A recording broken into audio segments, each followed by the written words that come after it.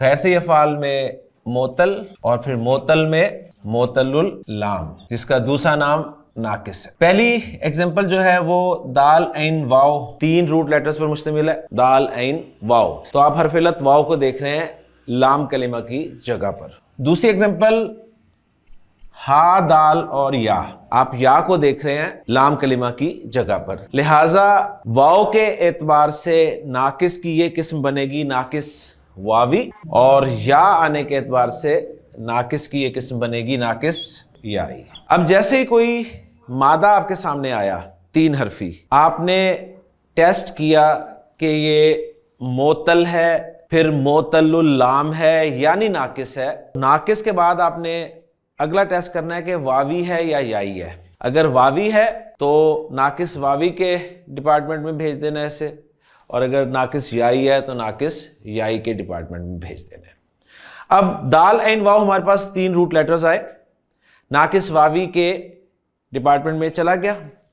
اب جیسے ہی یہ گیا تو ہمارے پاس 2 گردانیں ہوتی ہیں, ماضی کی اور مضارع کی. ماضی کی گردان جب آئی ناقص واوی میں تو انہوں نے کہا صیغہ نمبر 2, صیغہ نمبر 6 سے لے کر 14 تک. صیغہ نمبر 2 کون سا ہے؟ غائب مثنی مذکر, یہ والا صیغہ ہے. اور 6 سے 14 تک 6 یہ ہے, یہ صیغے انہوں نے کہہ دیا, انہیں واپس بھیج دیا کہ آپ کو یہ کچھ نقصان نہیں پہنچائے گا, آپ جس طرح استعمال ہو رہے ہیں اسی طرح استعمال ہوتے رہیں. ماضی کی گردان جب یہ آپ ناقص میں بنائیں گے تو یہ صیغے جو ہیں ان میں کوئی تبدیلی واقع نہیں ہوگی, یعنی یہ بالکل جس طرح استعمال ہوتے ہیں اسی طرح استعمال ہوں گے. ان صیغوں کو واو یا کوئی نقصان نہیں پہنچا سکتا. مضارع کی گردان میں مثنی اور جمع مؤنث کے جو صیغے ہیں آنی آنی آنی آنی اور نون زبر نا, یہ انہوں نے واپس بھیج دیے کہ آپ بھی خیر و عافیت سے زندگی گزار سکتے ہیں, کوئی مسئلہ نہیں آپ کو. اب جو باقی صیغے ہیں ان میں کچھ تبدیلیاں ہو سکتی ہیں, وہ ہم نے تبدیلیاں سمجھنی ہیں. تو سب سے پہلا ہمارا مادہ ہے جی دال عین واو باب نون. ماضی بنا جی یہ دعوا نصرہ کے وزن پہ اور ینصرو کے وزن پہ ید او وو.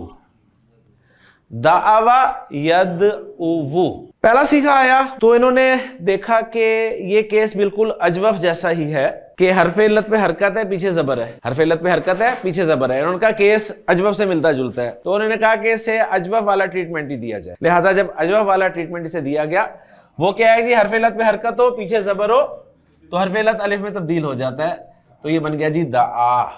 مضارع پہ آ جائیں. ید او ناقص کا کیس ہے, ناقص کا کیس. میں ناقص کا کیس زور اس لیے دے رہا ہوں کہ ابھی میں آپ کو بتاؤں گا تو پھر آپ کو یہ بات سمجھ میں آئے گی. ناقص کا کیس آیا, واو پر پیش ہے اور پیچھے پیش ہے.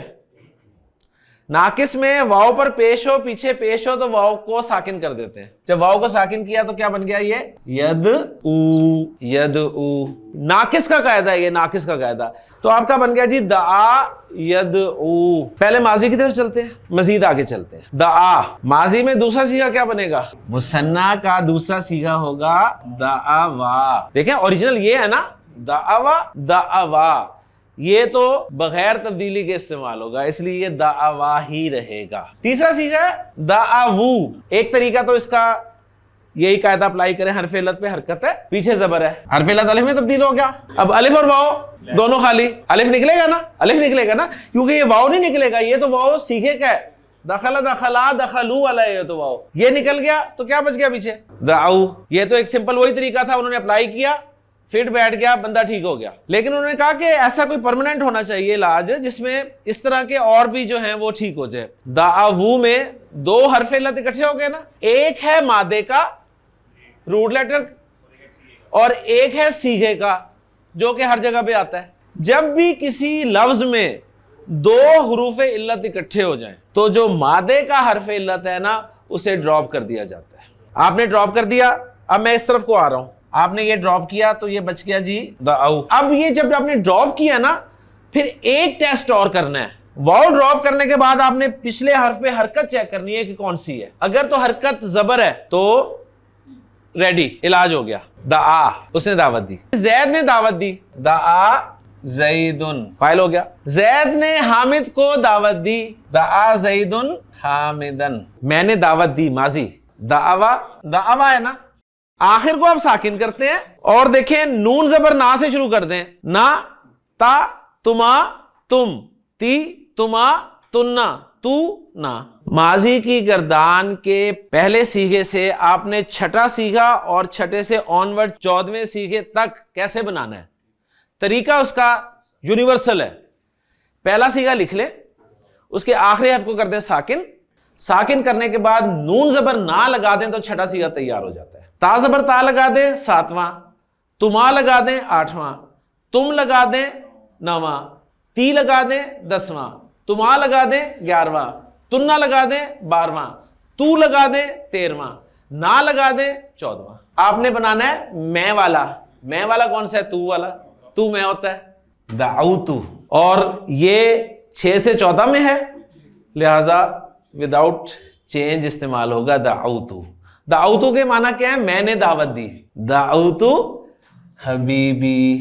دعوتو حبیبی, میں نے دعوت دی اپنے دوست کو. میں نے دعوت دی اپنی قوم کو. قومی, میں نے دعوت دی اپنی قوم کو. میں نے دعوت دی اپنی قوم کو رات کے وقت اور دن کے وقت. لیلن رات کے وقت, و نہارن اور دن کے وقت. جملہ فعلیہ, جملہ فعلیہ کو اسمیہ میں کنورٹ کریں. میں کو باہر نکالیں. میں کہاں ہے؟ تو میں. جب یہ باہر آئے گا تو انا ہو جائے گا. اب یہ بن گیا جملہ اسمیہ. انا دعوت قومی لیلن و نہارا. جملہ اسمیہ بن گیا. جملہ اسمیہ پہ انا داخل کریں تو انا پلس انا کیا بنتا ہے؟ اننی یا انی. تو سورہ نوح کے الفاظ آپ کے سامنے آتے ہیں. قالا, انہوں نے کہا, ربی, اے میرے رب, انی دعوت قومی لیلن و نہارا, میں نے تو اپنی قوم کو دن رات پکارا.